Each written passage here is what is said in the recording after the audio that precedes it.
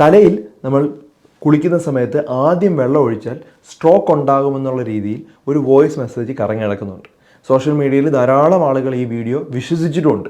ഇപ്പോൾ സ്ട്രോക്ക് എന്ന് പറഞ്ഞാൽ പക്ഷാഘാതം, ഒരു സൈഡ് തളർന്നു പോകുന്ന അവസ്ഥയാണ്. അപ്പോൾ അവർ പറയുന്ന ഒരു കാരണവശാലും തലയിൽ ഒരു കാരണവശാലും എന്ത് ചെയ്യരുത്, തണുത്ത വെള്ളമോ അല്ലെങ്കിൽ പച്ചവെള്ളം ഒഴിക്കരുത്. ചൂടുവെള്ളം ശരീരത്തിൽ ഉപയോഗിക്കുകയാണെങ്കിൽ തലവെള്ളത്തിൽ ഉപയോഗിക്കാം, അല്ലെങ്കിൽ നമ്മൾ ചെറിയ കുറച്ച് വെള്ളം എടുത്ത് ഉപയോഗിക്കണം എന്നുള്ള രീതിയിലാണ് ആ ഒരു മെസ്സേജ് കറങ്ങി നടക്കുന്നത്. അപ്പോൾ എന്താണ് സ്ട്രോക്ക് എന്ന് ആദ്യം നോക്കാം. സ്ട്രോക്ക് എന്ന് പറഞ്ഞാൽ പക്ഷാഘാതം, ഒരു സൈഡ് തളർന്നു പോകണമെങ്കിൽ ബ്രെയിനിലുണ്ടാകുന്ന എന്തോ പ്രശ്നമാണ്. ബ്രെയിനിൻ്റെ ബ്ലഡ് വെസൽസ് ഒന്നില്ലെങ്കിൽ ബ്ലോക്ക് ഉണ്ടാവുന്നു അല്ലെങ്കിൽ പൊട്ടുന്നു. ബ്ലോക്ക് ഉണ്ടാവുന്നതാണ് ഏകദേശം 80 മുതൽ 85%, പൊട്ടുന്നതാണ് 15% ഉണ്ടാവുന്നുള്ളൂ. അപ്പോൾ അവർ പറയുന്നത് പൊട്ടിപ്പോകുന്നുള്ളതാണ്. പൊട്ടിപ്പോകുന്നത് സാധാരണ അന്യൂറിസം എന്നുള്ളൊരു കണ്ടീഷൻ ഉണ്ടാകുന്ന നമ്മളാണ് പൊട്ടിപ്പോകുന്നത്. അല്ലെങ്കിൽ അമിത രക്തസമ്മർദ്ദം കൺട്രോൾ ആകാതെ നിന്ന് കഴിഞ്ഞാൽ 140-90 മുകളിൽ ഒരു കാരണവശാലും ബ്ലഡ് പ്രഷർ കൂടി നിൽക്കാൻ പാടില്ല. അങ്ങനെ കൂടി ഒത്തിരി നാൾ നിന്ന് കഴിഞ്ഞാൽ ഇത് രക്തക്കുഴലുകൾ പൊട്ടാനുള്ള സാധ്യതയുണ്ട്. രണ്ടാമത് അന്യൂറിസം എന്നുള്ള ജനറ്റിക്കായിട്ട് പാരമ്പര്യമായിട്ട് അവരുടെ ബ്ലഡ് വെസൽസ് ഇങ്ങനെ വലുതായിട്ടിരിക്കുകയാണ്. അപ്പോൾ ബ്ലഡ് പ്രഷർ ചെറുതായിട്ടൊന്ന് കൂടിയ സമയത്ത് പൊട്ടി, ഒരു ഇമോഷൻ ഉണ്ടായ സമയത്ത് ബ്ലഡ് പ്രഷർ കൂടിയ സമയത്ത് പെട്ടെന്ന് പൊട്ടി, അങ്ങനെയും പൊട്ടാം. ഇതൊക്കെയാണ് എൻ്റെ കാരണങ്ങൾ. അല്ലാതെ തണുത്ത വെള്ളം കോരി ഒഴിച്ച് സ്ട്രോക്ക് ഉണ്ടായതായിട്ട് ഇതുവരെ പ്രൂവ് ചെയ്തിട്ടില്ല. സ്ട്രോക്ക് എങ്ങനെ നമുക്ക് തിരിച്ചറിയാം? നമുക്ക് അതിന് ഓർത്ത് വയ്ക്കേണ്ട ഒരു ടെക്നിക്കാണ് BEFAST, BEFAST എന്ന് ഓർത്ത് വയ്ക്കുക. എന്താണ് BEFAST? ബി എന്ന് പറഞ്ഞാൽ ബാലൻസ്, നിൽക്കുന്ന സമയത്ത് നമ്മൾ താഴോട്ട് വീഴുന്ന പോലെ, ഒരു സൈഡിലോട്ട് ചരിഞ്ഞു പോകുന്ന പോലെ തോന്നുക, അതാണ് ബി. എന്ന് പറയുമ്പോൾ നമ്മുടെ അതെന്ന് പറഞ്ഞാൽ പ്രത്യേകിച്ചും രണ്ടായിട്ട് കാണുക, രോഗിക്ക് രണ്ടായിട്ട് കാണുക, അല്ലെങ്കിൽ രണ്ട് പാർട്ടായിട്ട് മുറിഞ്ഞു പോകുന്ന പോലെ തോന്നുക, അങ്ങനെ സിംറ്റംസ് ഉണ്ടാകുന്നുണ്ട്. ആ രോഗി പറയുകയാണെങ്കിൽ എനിക്ക് അങ്ങനെയാണ് കാണുന്നതെന്ന് സംശയം വന്നാൽ നമ്മൾ ചിന്തിക്കണം, അത് സ്ട്രോക്ക് ആവാൻ സാധ്യതയുണ്ട്.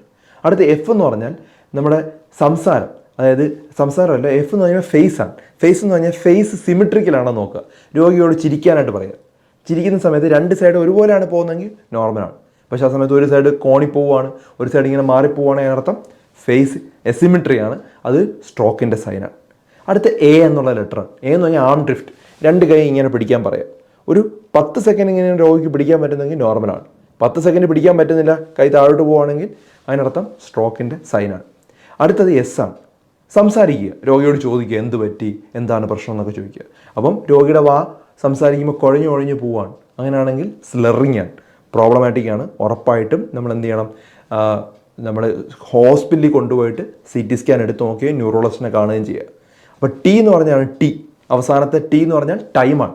എത്രയും വേഗം ചെയ്യണം. 3 മണിക്കൂറിനകത്ത് ട്രീറ്റ്മെൻറ്റ് എടുത്തില്ലെങ്കിൽ നമുക്ക് പാരലിസ് ആകുമ്പോൾ സാധ്യതയുണ്ട്, അത് നിർബന്ധമാണ്. അപ്പോൾ ഈ ഒരു BEFAST എന്നുള്ള കാര്യം ഓർത്തുക. ബി എന്ന് പറഞ്ഞാൽ ബാലൻസിനുള്ള പ്രോബ്ലം, എന്ന് പറയുമ്പം ഐയിലുണ്ടാകുന്ന പ്രശ്നം, രണ്ടായിട്ട് കാണുക, അങ്ങനെയുള്ള പ്രോബ്ലം.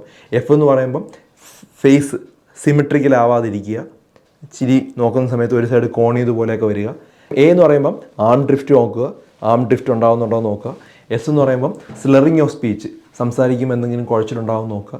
എന്ന് പറയുമ്പം ടൈം വളരെ ഇമ്പോർട്ടൻ്റ് ആണ്. 3 മണിക്കൂറിനകത്ത് ഇത്തരത്തിൽ ബ്ലോക്ക് ഉണ്ടായിട്ടുണ്ടെങ്കിൽ നമ്മൾ എന്ത് കൊടുക്കണം, ഇഞ്ചക്ഷൻ കൊടുക്കണം, ത്രോംബലൈസ് കൊടുത്ത് അത് അലിയിച്ചെടുക്കുക. 3 മണിക്കൂറാണ് നമുക്ക് സമയം, എത്രയും വേഗം ഹോസ്പിറ്റലിൽ കൊണ്ടുപോകുക.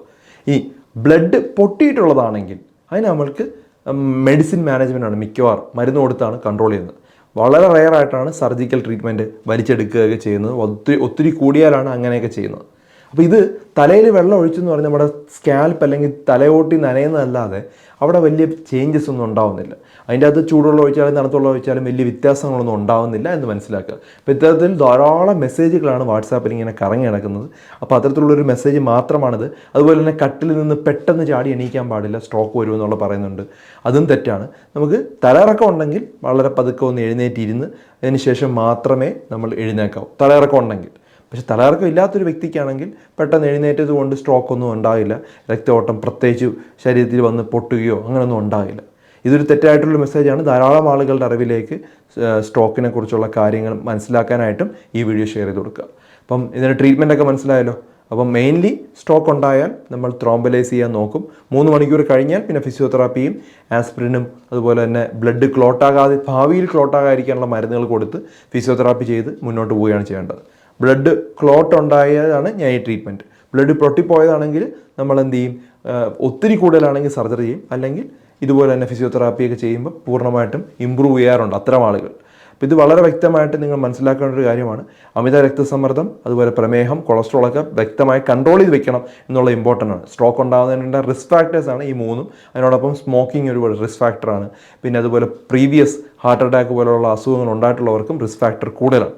ഇത് വളരെ വ്യക്തമായിട്ട് മനസ്സിലാക്കിയിരിക്കുക. ധാരാളം ആളുകളുടെ അറിവിലേക്ക് ഇത് ഷെയർ ചെയ്ത് കൊടുക്കുക. മറ്റൊരു വീഡിയോയുമായി ഡോക്ടർ ഡി ബെറ്റർ ലൈഫ് ഉടനെ വരുന്നതായിരിക്കും. Take care all.